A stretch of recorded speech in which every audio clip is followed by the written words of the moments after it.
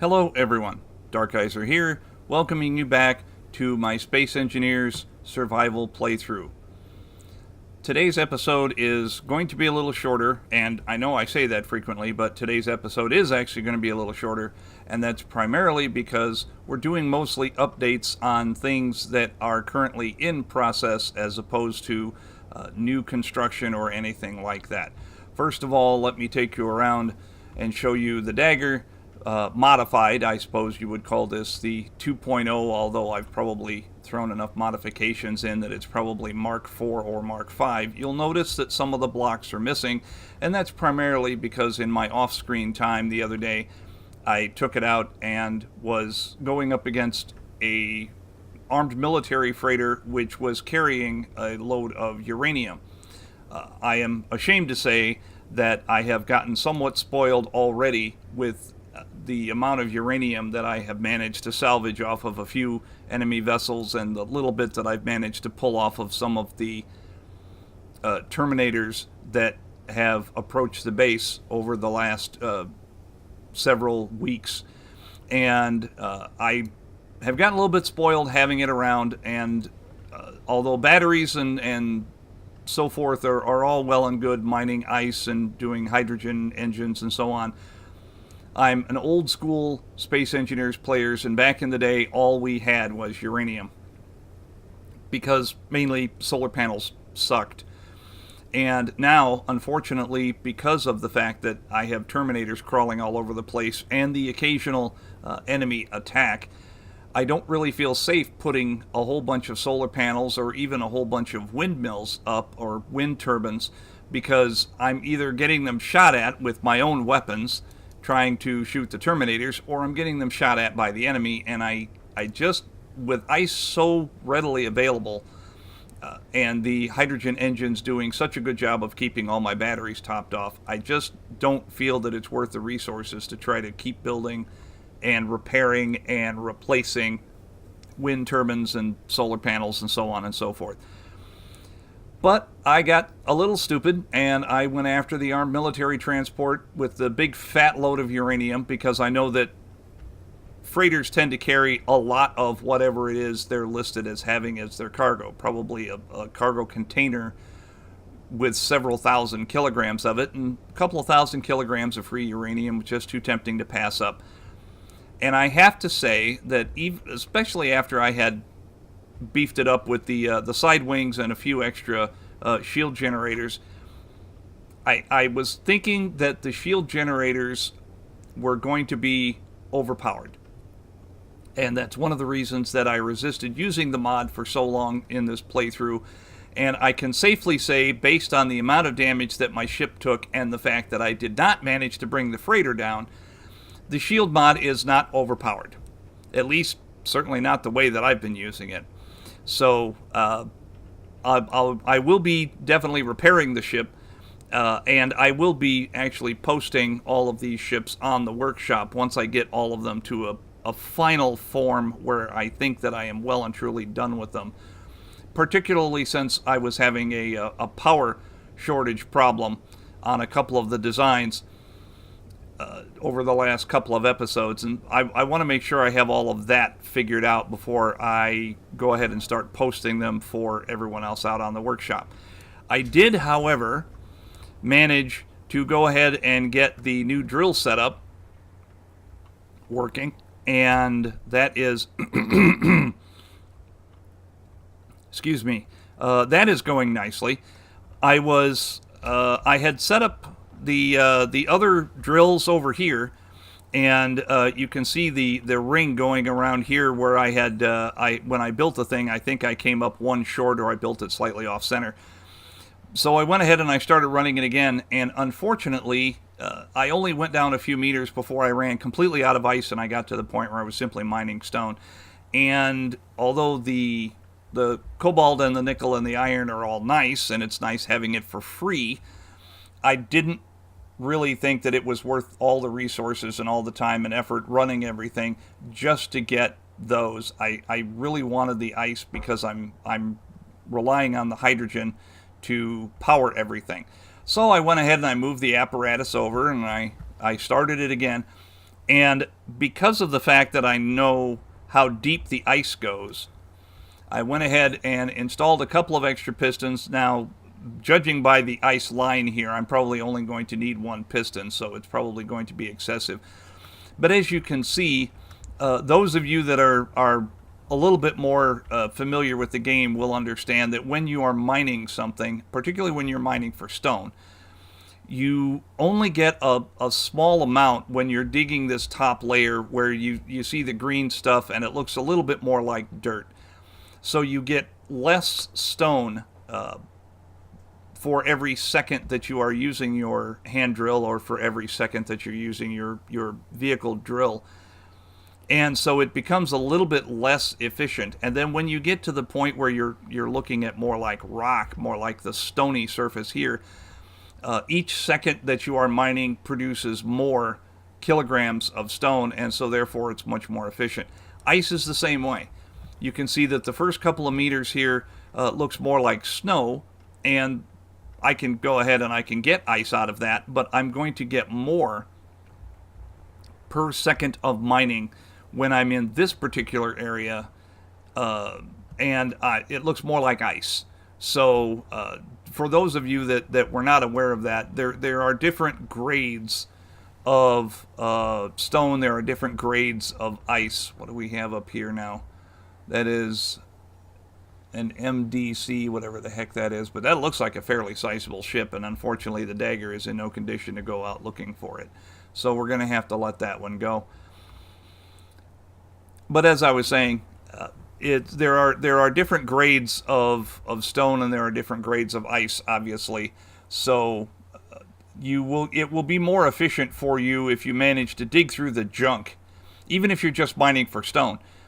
If you go ahead and you right-hand drill through the junk on top for a few seconds and get down to the stone, and then you actually start mining for real, then you'll get more per second for your efforts, and it'll be a little more efficient, or actually a lot more efficient time-wise. And one of the things that I have found that is the rarest resource for space engineers is your time, because real life intrudes and you got to stop and sleep sometime. I also wanted to give you the update from inside the bay. One of the reasons that I must apologize, it has been a while since I have done an update, and there are a couple of reasons. The first of which is the fact that I became a little bit obsessed with the idea of getting the bay completely cleared out, and as you can see, I have managed to succeed in doing that. The other problem is the fact that after my knee surgery, I, shall we say, overdid it, and I have suffered a small setback.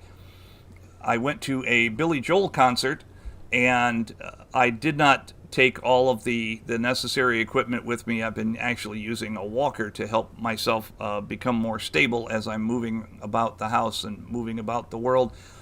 But I didn't want to try to navigate through a crowded stadium with a walker. So after several days of particularly harsh physical therapy on my part, trying to get myself to the point where I could simply walk with a cane, I went ahead and I went to the concert, and I had a great time, and I was there with my fiance and a couple of friends, and we all had a blast, and it was a wonderful show.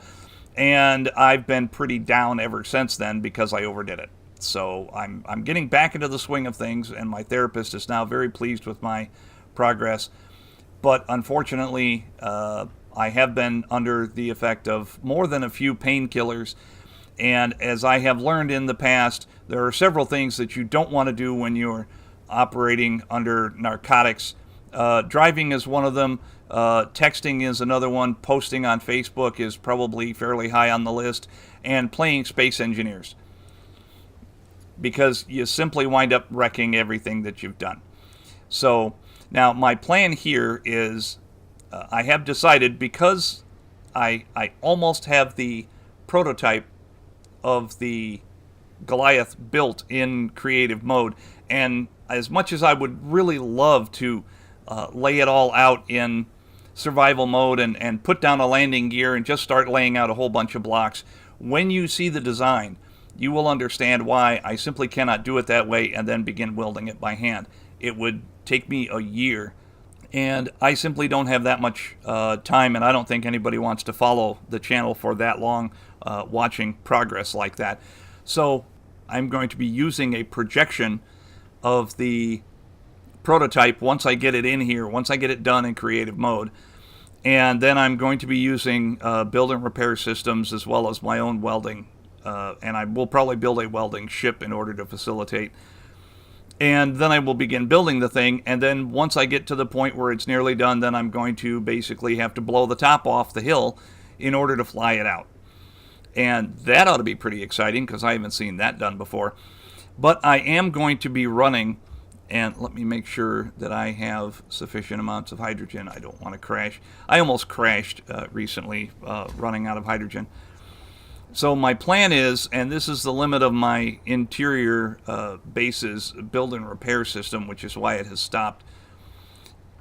My plan is to, I will go to the limit of a build and repair system. I will slap down a conveyor block, and I will run conveyor ports and conveyor tubes out to it.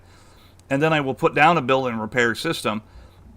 And then I will go ahead and I will continue on until I get to the point where I have a series of build and repair systems all the way around the bay, because my design calls for build and repair systems. However, I don't think I have them located in a convenient enough spot on the Goliath that I can readily hook them up to the system and then start working from the inside out. So I think I'm going to have to start from the outside in.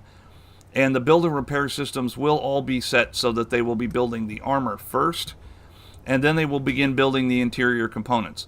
And I will make sure to take frequent update video to show just how the entire thing is coming along. And when you see the design, I'm hoping that you will be as appreciative of it as I am. I have never spent this much time on something that I planned on showing to other people. I have only built things to this extent that I planned on, for my own purposes, for my own use. So I hope you all like it. Now, I think that my drills out here are reaching their limit. And I threw on an extra cargo container because, again, I knew I was going to be bringing in tremendous amounts of ice and stone. Yeah, so that's just about at its limit there. So let's go ahead and take this one.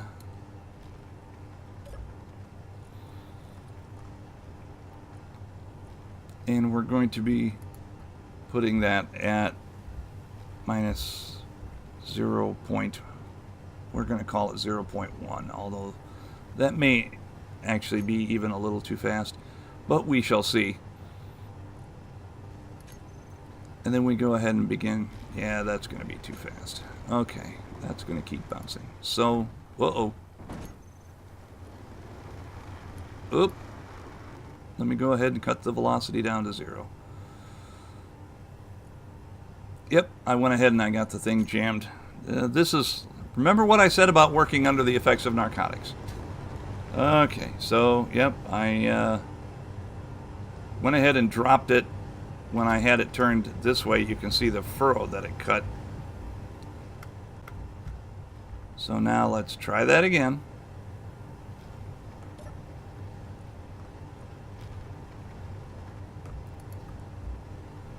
Minus 0.01.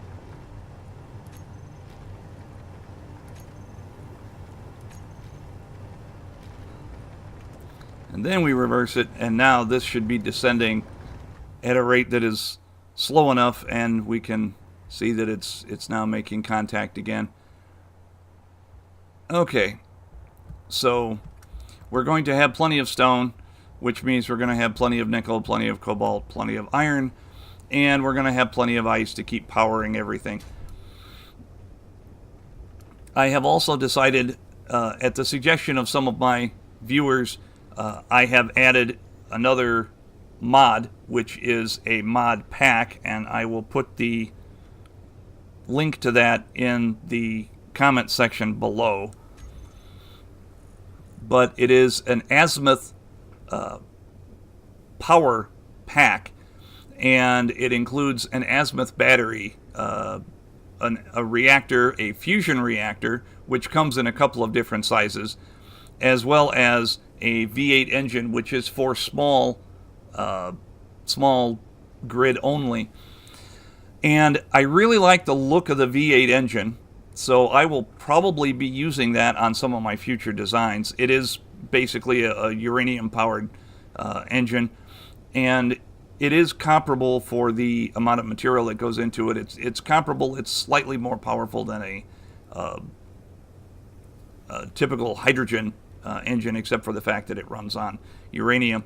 But I really like the look of the thing, and so I'm probably going to be using that at some point. The battery uses, as you can see, more of the power cells. However, it also stores more power in the same 1x1x1 block space. And since space on the Goliath is starting to become a premium, I will probably be using these batteries in order to ensure that the entire thing does not just become one gigantic floating battery. I have not yet looked at the reactors.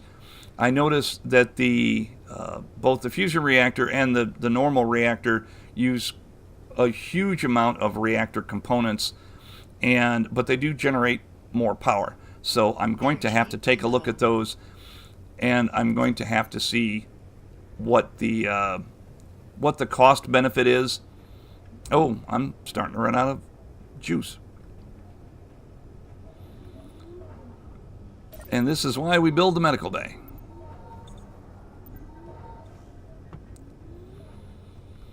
And of course, we have everything else going. I'm still having a little bit of trouble with the door system. I still have a couple of the doors that are switched off. You can see the red lights up at the top. I still have a couple of the blast doors that are not working. They're actually the airtight doors. I don't know why I keep referring to them as blast doors. I suppose it's because we were using the blast door blocks to build blast doors for so long before we got these. But for some reason, no matter what I do, these keep turning themselves off. And it's caused a couple of minor collisions so far, so I'm going to have to figure that one out. I also want to get more of the scripts running. I've been looking at some of the scripts on the workshop, and some of them look like they're going to be very handy for cutting down on the tedium of handling ammunition, and I'm also going to see about some of the maintenance scripts that are designed primarily for the build and repair system to keep a minimum number of components built so that your build and repair system isn't constantly waiting on your components. But as I said, I'm an old school player and I'm not that savvy when it comes to running the scripts. I've put a little bit of effort into it, but I am just going to have to sit down and watch a bunch of tutorials and go into creative mode and just start playing with a bunch of things and see if I can't figure everything out. The next time I get in a ship, and as I said, I'm going to have to finish repairing the Dagger.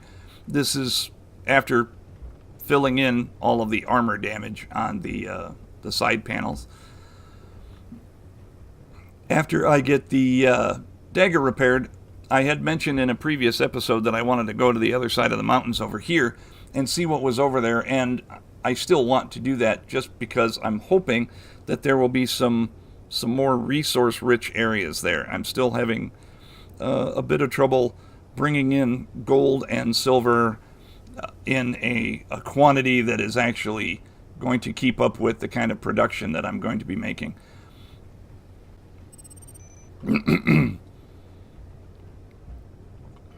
I'm also planning on making some changes in here in the production area. As much as I had hoped to incorporate this into the main deck of the Goliath, it's simply not at the right height. And in order to change it so that it is at the appropriate height, it's too much work for too little payoff. So I'm probably going to get the main deck of the Goliath built, since I am going to have the build and repair set to do armor first. And then I may go back and start incorporating all of the refineries and storage containers and so on and so forth into the design, and I may start welding those by hand. It's really weird when the sun comes up and it comes right through the voxels like that. That really messes with my head when that happens. Keen really has to figure that out. But in any case, so I'm trying to move, I'm trying to set it up in such a way that I'm going to be moving all of my refineries and all of my other refining material and all of my storage and so forth to the main deck of the Goliath as it's being built. And then we'll have to go from there. Another mod that I downloaded is a gravel processing mod, and that's primarily, it's a gravel resource extractor, and that's primarily because I am finding myself with several 100,000 kilograms of gravel after processing all of the stone that I have gone through. And it bothers me to just throw it out. And there's no way that I'm ever going to use all of it. The gravel resource extractor, you can see, this one has gone through and has processed several thousand kilograms already. And you can see that it's putting out a relatively small amount of resources, including a very, very tiny amount of uranium. So while this is very much something, you're getting something that you would not be getting from stone, which is, in this case, uranium. You're also getting a small amount of platinum. But you're not getting them in the kind of quantity that I think that this is going to be considered cheaty. So, however, in order to keep up with, also because the refinery runs fairly slowly, the extractor runs fairly slowly, so I have incorporated a bunch of them, and I have them scattered all over the base here, just trying to chew through some of the gravel, because I had over 100,000 kilograms of gravel just taking up space in the cargo container. Unfortunately, my voice also seems to be failing me again. So, as I had promised at the beginning, this is going to be a little bit shorter of an episode.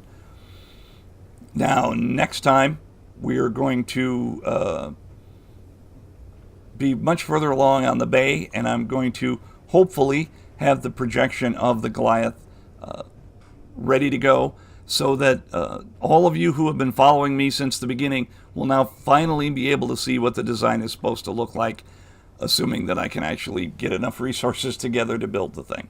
Thank you very much for all of your continued support and your advice, your tips, your comments and constructive criticisms. I appreciate all of them, and I try to read and respond as often as possible, or as quickly as possible. Thank you all very much for following along. Likes are appreciated, and subscriptions doubly so. This is Dark Kaiser signing off. Thank you for watching.